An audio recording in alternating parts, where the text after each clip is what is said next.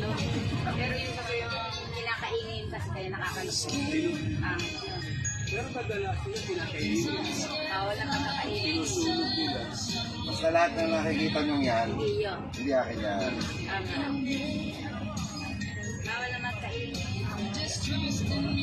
Kasi na kasi ang ano ng kalikasan natin. Pinitira naman yun. Ay, oo, marami rito nga pala sa Balaya. Sa mga Aitan. Sila Pero isang vlogger ako napapanood. Si Soto TV10.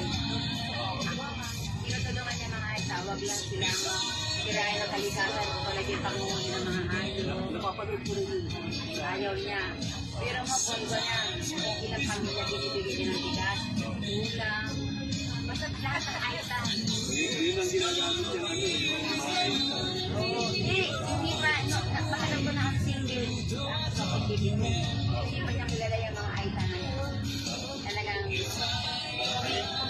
kumikita na siya sa pag-vlog na dahil hindi naman pala pag-vlog ang ano yan, may mga video na may mga negosyo niya. Pero siya pala isdaan. Hindi pala isdaan.